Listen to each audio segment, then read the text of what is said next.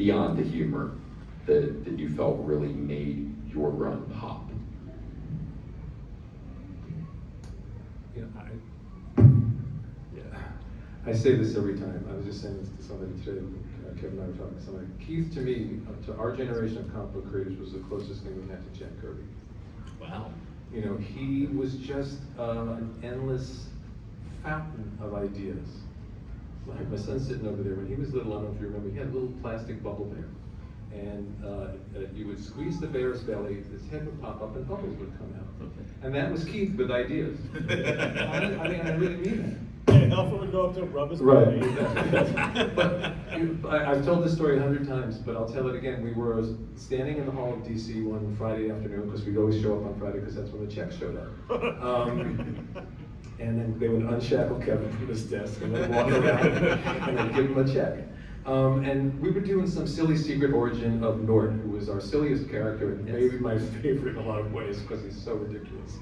And Keith had this idea for like what we could do for the origin of Nort. He stands around the hallway, he tells me the whole idea in detail. And I kind of went, I don't like that. And he took a breath and then just told me another story on the spot. Wow. That was great, which became the basis for what we built into the actual story. But that was Keith. He was just this creative dynamo. He was also one of those who said one of the funniest things. You call Keith up, and you get like a 20-minute, HBO comedy special. Yeah. Just to say hi, Keith, and feed him the straight lines, and he would do the rest. Yeah. And he was also, Kevin and I were talking about this. He liked to play the curmudgeon, and part of that was true, but a lot of that was a performance art.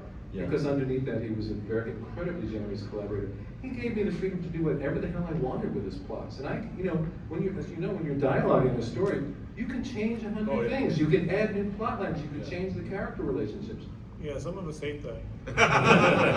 Right, he would really get pissed because the line changed and he had done a different expression. If I knew that that's what they were going to say, I would have drawn it to match that. And I'm going through that with Joe Quesada right now. Oh, where he's just enraged because I'm like,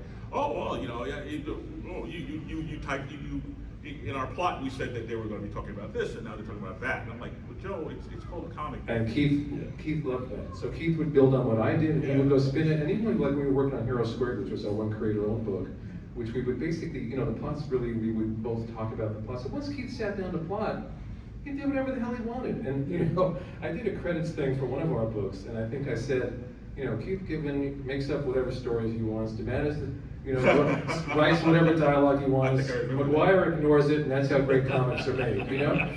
By joyfully ignoring each other. But Keith was really an amazing creative force and a really unusual, smart, interesting, funny person. Yeah. And Kevin, do you want to add anything? I do want to say though, for those of you who may not be familiar with Kevin's work, and shame on you if you're not, because it's amazing. I'm not saying it because he's sitting right there or paid me money. Kevin has some of the best facial expressions in comics. Like his characters act. Like you don't see, like Larry Hama would use the term like posed mannequins. Yeah. I've seen him do this a few times where it's like, yeah, it's all like, but no, I mean, Kevin's characters are like living, they're living and breathing. Do you want to add anything about working with Keith and what his kind of contribution was to the book? No. I don't have much to add. I mean, Mark he worked with Keith more one-on-one. I mean, I was in the office, and I would say he had a much stronger relationship with Keith than I did. So anything coming at him would be have much more value. Yeah. So I only worked with Keith a couple times. I think it was on Ambush Book or